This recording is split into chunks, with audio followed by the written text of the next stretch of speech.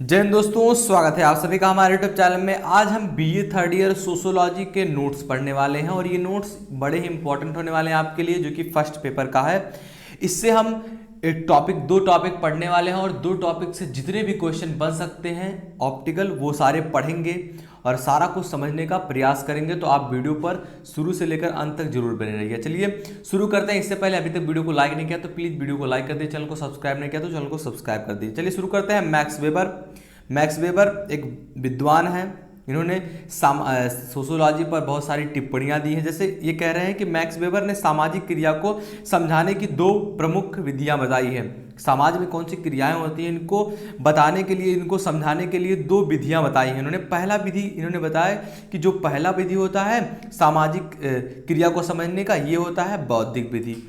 तो और दूसरा इन्होंने बताया भावात्मक विधि। अब देखिए बौद्धिक विधि जो होता है ये क्या होता है, तो पहले देखते हैं। तो इससे पहले देख लेते हैं कि भावात्मक विधि को भी दो तरीकों में बांट दिया गया है, अवलोकन और व्याख्यात्मक विधि। दोनों विधियों में भावात्मक विधि को बांट दिया गया। अभी सारा कुछ समझेंगे कि बौद्धिक विधि क्या होता है और भावात्मक विधि क्या होता है। मैं समझता हूं कि अगर आप थ्योरी जान लेते हैं तो उससे क्वेश्चन जो बनते हैं, अगर थ्योरी को आप अच्छे से पढ़ते हैं तो उससे जो क्वेश्चन बनेंगे, जितने भी क्वेश्चन आपका बनाएगा इसी में से बनाएगा घुमा फिरा के, तो आप नए नए क्वेश्चन भी कर पाएंगे। अगर आप केवल उससे पढ़ते हैं जो कि आपका केवल दिया हुआ है, 3-4 सालों से पूछा जा रहा है प्रश्न, तो अगर वो नहीं भी आता है तो थ्योरी में से पूछा जाएगा, तो आप अगर थ्योरी अच्छे से पढ़ें तो उससे जितना भी क्वेश्चन आएगा आप लिख ले जाएंगे।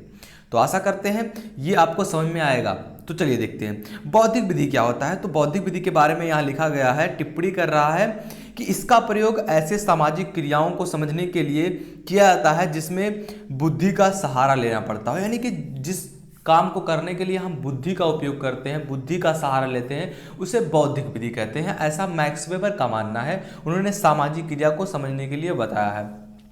और क्या है दूसरा, भावात्मक विधि।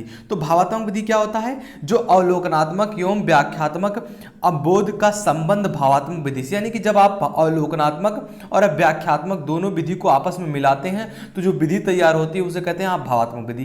कहने का सीधा तात्पर्य है कि आप जो भावना होता है आपके अंदर, वो आप कहीं ना कहीं दिमाग से ना सोचकर, कहीं बहुत सारे जगह पे आप दिल से काम लेते हैं, अपने मन से, अपने भाव से काम लेते हैं, उस चीज़ को सॉल्व करने का प्रयास करते हैं।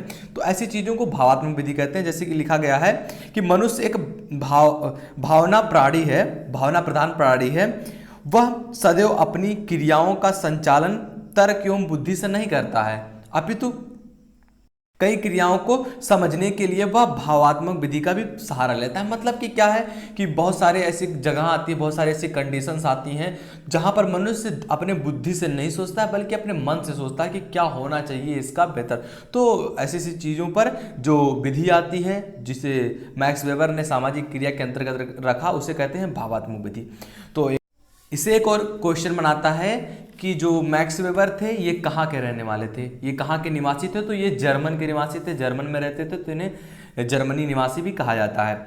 अब आगे बढ़ते हैं। हमारा अगला है कि मैक्स वेबर ने सामाजिक क्रिया के 4 रूप बताए हैं, 4 प्रकार बताए हैं कि कौन कौन से सामाजिक क्रिया के प्रकार होते हैं, टाइप्स होते हैं। तो पहला इन्होंने बताया तार्किक, तर्क वितर्क से आप सोचते हैं। दूसरा मूल्यांकनात्मक, मूल्य करके किसी चीज़ों को जानते हैं। और प्रभाव क्या पड़ता है वो प्रभावात्मक विधि में रख दिया। और परंपरागत, जो परंपरा से चलती चली आ रही है, उन ट्रेडिशंस को आप अपनाते चले आ रहे हैं, तो उसे आप ने रख दिया है परंपरागत क्रियाओं में। तो 4 बताए हैं। पहला तार्किक क्रिया, दूसरा मूल्यात्मक क्रिया, तीसरा क्या है आपका प्रभावात्मक क्रिया, और चौथा है परंपरागत क्रिया। तो मैक्स वेबर ने पहले 2 बताए हैं। मैक्स वेबर ने 2 विधियां बताई हैं इसको समझने के लिए, बौद्धिक विधि, भावात्मक विधि। भावात्मक विधि में 2 चीजें आती हैं, अवलोकनात्मक और व्याख्यात्मक विधि। जिसे हम बुद्धि सोचते हैं उसे बौद्धिक विधि कहते हैं, जिसे हम भाव से सोचते हैं वो भावात्मक विधि होता है। और जर्मनी के रहने वाले थे ये, और इन्होंने 4 प्रकार बताए हैं, तार्किक, मूल्यांकनात्मक और प्रभावात्मक और परंपरागत। अब देखिए इस पर रिलेटेड प्रश्न, इससे आप कितने प्रश्न बना सकते हैं, कितने प्रश्न बन सकते हैं। वैसे तो बहुत सारे प्रश्न बन सकते हैं, लेकिन मैंने कुछ प्रश्न कवर करने का प्रयास किया। जैसे पहला प्रश्न है कि अवलोकनात्मक एवं व्याख्यात्मक अवबोध का प्रतिपादन किसने किया था। स्पेंसर ने किया था, मैक्स वेबर ने किया था, मालिनोव्स्की ने किया था, रेडक्लिफ ने किया था। तो अगर ये प्रश्न का आप आंसर तुरंत लिखिए कमेंट बॉक्स में कि किसने किया था, अवलोकनात्मक एवं व्याख्यात्मक विधि को किसने बताया था, किसने समझाने का प्रयास किया था। आशा करते हैं आप ये समझ में आ गया होगा आपको ये प्रश्न। तो तुरंत आप लिखेंगे कमेंट कि सर ये पहले का ऑप्शन बी सही है। सभी लोग कमेंट में लिखेंगे जो यहाँ तक वीडियो देख रहे हैं, और पूरा वीडियो देखिए, आपको गारंटी है सारा कुछ समझ में आने वाला है। तो देखिए बी क्या है, मैक्स वेबर। मैक्स वेबर ने अवलोकनात्मक एवं व्याख्यात्मक विधि को बताया। इन्होंने किसके अंतर्गत बताया, भावात्मक विधि के अंतर्गत। तो करेक्ट आंसर क्या हो जाएगा आपका, ऑप्शन बी। आगे बढ़ते हैं, हमारा अगला प्रश्न है। दूसरा प्रश्न है इसमें कि मैक्स वेबर किस देश का था। बड़ा ही इंपॉर्टेंट प्रश्न है, और ये लगातार ये इसमें मैंने रियलाइज किया ये प्रश्न पूछा जा रहा है। तो जर्मनी के थे, फ्रांस के थे, या इंग्लैंड के थे, या भारत के। तो भारत के तो नहीं होंगे, क्योंकि मैक्स वेबर भाई हमारे यहाँ तो राकेश और अब्दुल कलाम और ऐसे महान लोग थे, और फिर बहुत सारे लोग। तो ये नाम भारत का तो नहीं लगता है। इंग्लैंड, फ्रांस, जर्मनी, इन तीनों में से कोई हो सकता है। तो देखिए मैंने आपको बता भी दिया, टिप्पणी के रूप में लिखा भी गया था वहाँ स्टार बनाकर, कि जो मैक्स वेबर थे ये कहाँ के थे, जर्मनी के। तो करेक्ट आंसर क्या हो जाएगा आपका, ऑप्शन ए। अगर आप जानते थे तो प्लीज़ एक बार जरूर कमेंट में लिख देना, ताकि मैं आपको, मुझे लगे कि आप यहाँ तक पढ़ रहे हैं तो आपको समझ में आ रहा है, तभी आप लिख पा रहे हैं। तो प्लीज़ एक बार do comment the right answer. चलिए आगे बढ़ते हैं। हमारा तीसरा प्रश्न कह रहा है, सभी आंसर देंगे सभी प्रश्न का। तो व्याख्यात्मक जो है ये समाजशास्त्र के विश्लेषण की मूल इकाई है। कैसी इकाई है, संगठन है, संरचना है, व्यवस्था है, क्रिया है। जो व्याख्यात्मक विधि होता है, जो कि इन्होंने रखा दूसरे के अंतर्गत, इसके समाज में विश्लेषण की क्या मूल इकाई है। आप इसको कितने मूल इकाई से देखते हैं, इसकी मूल इकाई क्या है। तो संगठन है, संरचना है, व्यवस्था है, क्रिया है। तो क्रिया आपका करेक्ट आंसर हो जाएगा, ऑप्शन डी। नया प्रश्न बना है इससे कि व्याख्यात्मक जो होता है विधि, ये समाजशास्त्र के विश्लेषण की मूल इकाई है। किसकी मूल इकाई है, क्रिया की। अगर आप काम करते हैं तभी ये सारी चीजें संभव हो पाती हैं। तो करेक्ट आंसर क्या हो जाएगा आपका, ऑप्शन डी। क्रिया पर निर्भर होती है, क्रिया की मूल इकाई होती है। तो करेक्ट आंसर आपका ऑप्शन डी हो जाएगा। आगे बढ़ते हैं, हमारा अगला प्रश्न है चौथा नंबर का, कह रहा है कि निम्नलिखित में से कौन सी वेबर की सामाजिक क्रिया का प्रकार नहीं है। मैंने आपको 4 प्रकार बताए, उन चारों प्रकार में से जो मैक्स वेबर है इनका कौन सा प्रकार नहीं है। तो पहला है परंपरागत क्रिया, तार्किक क्रिया, अतार्किक क्रिया, भावात्मक क्रिया। तो देखिए परंपरागत तो मैंने आपको बताया, चौथा नंबर का जो था वो परंपरागत था। तो परंपरागत क्रिया मैंने आपको बताया, और तार्किक क्रिया भी, तार्किक क्रिया पहला था। अतार्किक क्रिया नहीं आता है। अतार्किक क्रिया आपने पढ़ा ही नहीं, केवल आपने पढ़ा कि परंपरागत, तार्किक क्रिया पढ़ा, और प्रभावात्मक पढ़ा, और मूल्यांकनात्मक पढ़ा। तो यानी कि भावात्मक भी इसके कहीं ना कहीं अंतर्गत आता है, लेकिन ये इनका ही प्रकार है मैक्स वेबर का। तो इसे लेंगे आप भावात्मक विधि को, क्योंकि ये बौद्धिक विधि के साथ आता है। अतार्किक क्रिया का कहीं जिक्र नहीं हुआ है, कहीं इस पर टिप्पणी नहीं की गई है, तो ये गलत होगा आपका आंसर। तो तुरंत आप लोग कमेंट करेंगे, अगर चौथा प्रश्न मैंने जैसे कहा आपको आता है तुरंत कमेंट कीजिए। चलिए तो इसका करेक्ट आंसर क्या हो जाएगा, ऑप्शन सी, अतार्किक क्रिया। आगे बढ़ते हैं, हमारा अगला प्रश्न है 5वां नंबर का, कह रहा है कि किसने कहा, ऐसा कौन कहते हैं कि समाजशास्त्र सामाजिक व्यवस्था एवं सामाजिक प्रगति का विज्ञान है। ऐसा किसका मानना है, किसका मानना है। आपके पास ऑप्शंस है, Spencer, B option Comte, C option Durkheim, D option Max Weber. देखिए यह दिमाग लगाकर आप सोचेंगे कि किसने कहा कि समाजशास्त्र सामाजिक व्यवस्था एवं सामाजिक प्रगति का विज्ञान है। जो ये मानना है, ये जो कथन है, ये किसके द्वारा कहा गया है। तो स्पेंसर ने नहीं कहा, दुर्खीम ने भी कहा नहीं कहा, और मैक्स वेबर के बारे में हम पढ़ चुके हैं, उन्होंने भी ऐसा नहीं कहा। तो Comte is the right answer for this question. एक बार फिर से रियलाइज कर लीजिए कि किसने कहा कि समाज जो शास्त्र है ये सामाजिक व्यवस्था एवं सामाजिक प्रगति का विज्ञान है। समाज में व्यवस्था लाने का, समाज में नया परिवर्तन लाने का, समाज को प्रगति की ओर ले जाने का, समाज को विकास करने का, ये एक विज्ञान है, ये एक साइंस है। ऐसा कहने वाले ऑगस्ट काम्टे हैं, फादर ऑफ सोशियोलॉजी। आशा करते हैं आपको समझ में आ गया होगा किसने कहा। चलिए आगे बढ़ते हैं सेकंड टॉपिक पर। Second topic is the most important topic, क्योंकि ये बड़ा टॉपिक है आपका, और आप वीडियो के साथ प्लीज़ बने रहिए। अगर वीडियो पसंद आ रहा हो यहाँ तक तो प्लीज़ लाइक कर दीजिए, चैनल को सब्सक्राइब नहीं किया तो चैनल को सब्सक्राइब कर दीजिए, दोस्तों के पास भी शेयर कर दीजिए। चलिए टॉपिक के रूप में लिखा गया है, एक टिप्पणी के रूप में लिखा गया है कि जो इनके बारे में पढ़ेंगे उनका नाम है टालकाट पार्सन्स, इन्हें पार्सन्स भी कहते हैं। तो पार्सन्स ने सामाजिक व्यवस्था संबंधी विचार अपनी पुस्तक, उनकी पुस्तक द सोशल सिस्टम में 1951 में दिया था। अब इससे 2 प्रश्न बना सकता है, अगर आपके अंदर विवेक है तो आप लगाएंगे कि अगर ये प्रश्न पूछ सकता है कि निम्नलिखित में से द सोशल सिस्टम पुस्तक को किसने लिखा, तो किसने लिखा, पार्सन्स ने। 1951 में कौन सी पुस्तक पारित हुई समाजशास्त्र के अंतर्गत से? तो आप लिखेंगे the social system. The social system पुस्तक लिखने वाले कौन है? पार्सन्स।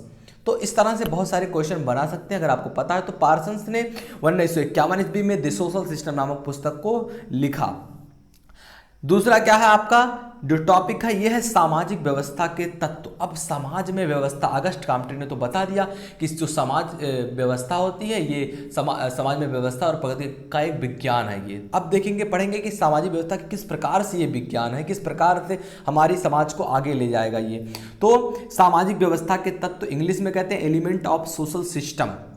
तो पार्सन्स के अनुसार सामाजिक व्यवस्था का निर्माण परस्पर अंतःक्रिया करते हुए अनेक व्यक्तियों द्वारा होता है। मतलब क्या है कि जो पार्सन्स ने कहा, यानी कि अकॉर्डिंग टू पार्सन्स जो सामाजिक व्यवस्था होती है इसका निर्माण परस्पर मतलब एक दूसरे से अंदर, अंतःक्रिया मतलब एक अंदर कह लीजिए आप, या एक साथ काम करते हुए अनेक व्यक्तियों द्वारा होता है। अगर एक व्यक्ति कहते हैं ना, अगर एक चेन में से एक कड़ी अगर उसका कमजोर हो तो पूरा चेन कमजोर होता है, या जो आपका कड़ी होता है वही उस चेन की मजबूती है।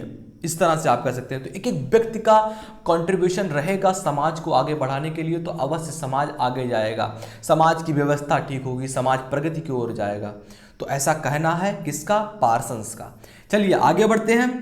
देखिए एक और नया टॉपिक आ रहा है आपके सामने। आपने समझ लिया कि व्यवस्था कैसे बढ़ेगी आगे पार्सन्स के अनुसार।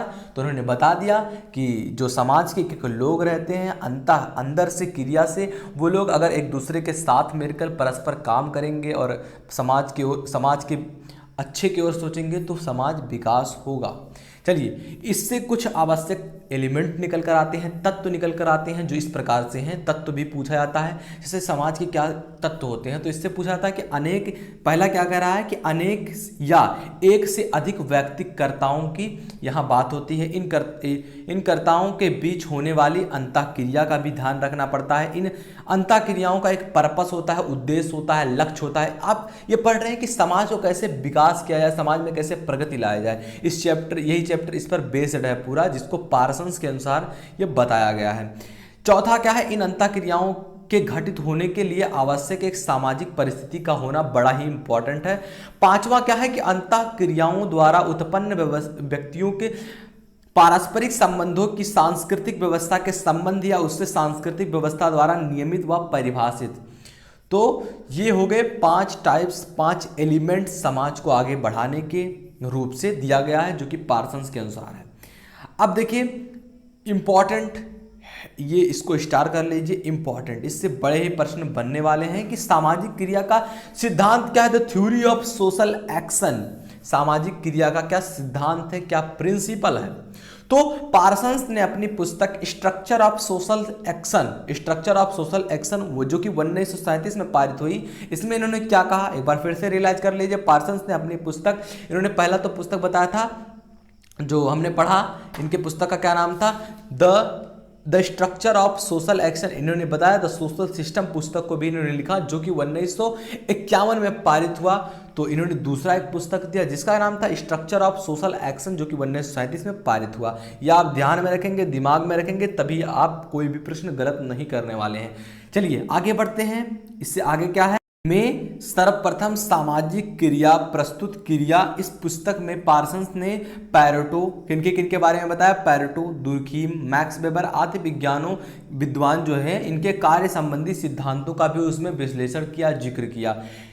तो एक बार फिर से रियलाइज कर लीजिए कि जो पार्सन्स थे इन्होंने अपने पुस्तक स्ट्रक्चर ऑफ सोशल एक्शन में जो कि 1937 में पारित हुई, सर्वप्रथम सामाजिक क्रिया को प्रस्तुत किया। और इस पुस्तक में उन्होंने 3-4 विद्वानों का भी नाम लिया, जैसे दुर्खीम, मैक्स वेबर और बहुत सारे विद्वान थे जिनका नाम लिया, इनके सिद्धांतों को इसमें विश्लेषण दिया, इसमें उन्होंने विशेषता इसकी बताई। तो ये हो गया आपका। अब देखते हैं कि सामाजिक क्रिया का क्या अर्थ होता है, आप किस अर्थ से इसे लेते हैं। तो देखिए पार्सन्स के अनुसार समाज मनुष्यों के पारस्परिक संबंधों का वह महत्वपूर्ण क्षेत्र है जो कि मानवीय क्रियाओं के फलस्वरूप पनपता है। पार्सन्स के अनुसार क्रियाकर्ता, पार्सन्स के अनुसार आप क्या कह रहे हैं, यही मेन परिभाषा है कि जो क्रियाकर्ता होता है परिस्थिति व्यवस्था में वह प्रक्रिया है जिसकी कमी किसी अकेले कर्ता जो कि एक्टर होता है उसके के लिए या सामूहिक रूप से उस समूह के व्यक्तियों के लिए प्रेरणात्मक महत्व देता है। तो यानी कि जो समाज में एक एक व्यक्ति होता है जिसे आप एक्टर कहते हैं, वो व्यक्ति मैंने आपको पहले बता दिया है कि एक एक जो व्यक्ति होते हैं इनसे जो शिक्षा ली जाती है, इनसे जो प्रेरणा ली जाती है, इनको महत्व दिया जाता है, तो यही आप इन्हें शिक्षा देते हैं, तो यही सारी चीज़ें मिलकर समाज क्रिया को आगे बढ़ाने के लिए उत्तरदायित्व तो रखते हैं। इन्होंने भी कहा कि क्रियाकर्ता जो होते हैं यानी कि हम लोग परिस्थिति व्यवस्था में वह प्रक्रिया होते हैं जो कि जिसकी किसी अकेले यानी कि कर्ता एक्टर कह सकते हैं आपके लिए, या सामूहिक यानी जो साथ में मिलकर एक रूप से उस समूह व्यक्तियों के लिए प्रेरणा बन जाते हैं, महत्व देते हैं, तो वही आपका अर्थ होता है सामाजिक क्रिया का। अब देखिए इनके अनुसार किसी भी क्रिया के 3 आधार होते हैं। क्या? पहला, किसी भी आप क्रिया करते हैं तो पहला जो आधार होता है ये होता है कर्ता, दूसरा होता है परिस्थिति, कौन से कंडीशन में है, तीसरा प्रेरणा, शिक्षा। तो 3 चीज़ों पर निर्भर करती है इनकी थ्योरी। तो पहला कर्ता, दूसरा परिस्थिति, तीसरा प्रेरणा। आगे बढ़ते हैं। आगे क्या कह रहे हैं स्टार के रूप में कि सामाजिक जो क्रिया व्यवस्था है के आधार पार्सन्स के अनुसार सामाजिक क्रिया के 3 आधार हैं। पहला व्यक्तित्व व्यवस्था, दूसरा सांस्कृतिक व्यवस्था, समाज व्यवस्था या सामाजिक व्यवस्था। 3 व्यवस्था इन्होंने बताया, एक बार फिर से देख लीजिए, व्यक्तित्व व्यवस्था, सांस्कृतिक व्यवस्था, समाज का व्यवस्था या सामाजिक व्यवस्था भी आप कह सकते हैं। इस पर आधारित अब प्रश्न पढ़ते हैं। सारे प्रश्न का आंसर आप कमेंट बॉक्स में लिखेंगे। पहला प्रश्न है, सामाजिक व्यवस्था का सिद्धांत किसकी देन है? किसकी देन है सामाजिक व्यवस्था का जो सिद्धांत है, इन्होंने किसने दिया? तो कब से किसका नाम लिया जा रहा है? पार्सन्स का। आपके पास ऑप्शन रहेंगे मैक्स वेबर, टालकार्ट पार्सन्स, स्पेंसर, उपयुक्त में से कोई नहीं। तो आप करेक्ट किस पर लगाएंगे? पार्सन्स पर, क्योंकि पार्सन्स ने ही इसका व्यवस्था का सिद्धांत दिया था। किस पुस्तक में दिया था आप लोग को वो भी मैंने बता दिया। तो आगे बढ़ते हैं हमारे दूसरे प्रश्न की ओर, यानी कि 7वां प्रश्न इसमें से कि पार्सन्स के अनुसार सामाजिक व्यवस्था की विशेषता है क्या होती है? तो आपके ऑप्शन हैं, ऑप्शन ए है आपका एकाधिक व्यक्तिकर्ता, दूसरा है आपका अंतःक्रियाओं का आदर्श लक्ष्य, तीसरा क्रमबद्धता, डी उपयुक्त सभी। तो 7वां का जो करेक्ट रहेगा उपयुक्त सभी आपका करेक्ट आंसर हो जाएगा, जो कि पहला है क्या कह रहा है पहले देखिए। पार्सन्स के अनुसार सामाजिक जो व्यवस्था है इसकी क्या विशेषता होती है? क्या विशेषता होती है? क्रमबद्धता भी होती है, अंतःक्रियाओं का आदर्श लक्ष्य होता है जो कि हमने परिभाषा में भी आपको पढ़ा दिया, और एकाधिक व्यक्तिकर्ता होना चाहिए, एक हीरो होना चाहिए। तो ये करेक्ट आंसर आपका ऑप्शन डी हो जाएगा, उपयुक्त सभी। ये सारी चीजें शामिल हैं पार्सन्स के अनुसार सामाजिक व्यवस्था में। 8वां प्रश्न क्या कर रहा है कि प्रतिमान चर की अवधारणा किसने दी थी? आपके ऑप्शंस है पार्सन्स, बी ऑप्शन है स्पेंसर, डी ऑप्शन है मैक्स वेबर, और सी ऑप्शन है मैक्स वेबर, डी ऑप्शन है उपयुक्त में से कोई नहीं। तो करेक्ट आंसर क्या हो जाएगा आपका? Option A Parsons. भाई सारा कुछ पार्सन्स के बारे में बात हो रहा है, तो प्रतिमान चर की जो अवधारणा है जिसे आप कहते हैं, जिसे आपने पढ़ा 3 भागों में बांटा गया इन्हें, तो किसने दिया? पार्सन्स ने। Parsons is the right answer for this question. Comment box में आप लोग लिखते चलना। चलिए आगे बढ़ते हैं। हमारा 9वां प्रश्न क्या कह रहा है? जो प्रतिमान चर है मैंने आपको बताया कि अवधारणा पार्सन्स ने किस पुस्तक में दी थी? कैसा पुस्तक का कौन सा नाम था? इन्होंने पुस्तक क्या दिया? The structure of social action भी दिया, रिसर्च इन सोशोलॉजिकल थ्योरी भी दिया, द सोशल सिस्टम भी दिया, उपयुक्त में से कोई नहीं। तो करेक्ट आंसर क्या हो जाएगा आपका? Option see the social system में इन्होंने दिया प्रतिमान चर की अवधारणा को, जो कि बहुत अनेक प्रकार से मैंने आपको बता दिया। चलिए आगे बढ़ते हैं। हमारा 10वां प्रश्न। 10वां प्रश्न क्या कर रहा है कि संदर्भ समूह प्रत्यय की विवेचना सर्वप्रथम किसने की थी? किसने की थी? मार्टर ने, हाइमन ने, जॉनसन ने, कूले ने। तो करेक्ट आंसर क्या हो जाएगा आपका? Option B. आपका ऑप्शन बी करेक्ट हो जाएगा। हाइमन ने संदर्भ, ये थोड़ा नए प्रश्न है ताकि आप और भी प्रश्न लिख पाएं। तो संदर्भ समूह की जो प्रत्यय विवेचना है सर्वप्रथम किसने की थी? तो Hyman is the right answer for this question. 11 number का प्रश्न और लास्ट प्रश्न इससे बन रहा है कि सामाजिक संरचना की अवधारणा का उल्लेख सर्वप्रथम किन विद्वानों द्वारा किया गया?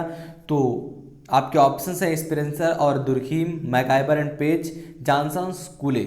तो करेक्ट आंसर क्या हो जाएगा आपका? ऑप्शन ए स्पेंसर और दुर्खीम ने मिलकर सामाजिक संरचना की अवधारणा का उल्लेख किया सर्वप्रथम।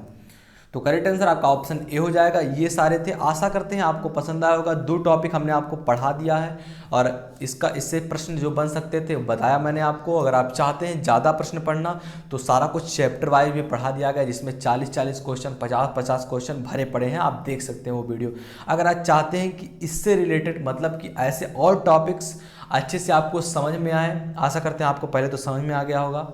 तो अगर समझ में आए तो प्लीज़ लाइक कर दे, चैनल को सब्सक्राइब कर दीजिए। अगर आप चाहते हैं कि इसके आगे भी और सारे टॉपिक्स पर इसी तरीके का डिस्कस हो और इसी से क्वेश्चन बनाया जाए तो प्लीज़ डू कमेंट तो एंड शेयर ज़रूर कीजिए, क्योंकि बड़ा मेहनत लगता है सारी चीज़ें लिखने में, एक एक चीज़ों को रियलाइज़ करने में, कहाँ कौन चीज़ सूटेबल होना चाहिए और फिर बहुत सारा चीज़ होता है, लिखना पड़ता है।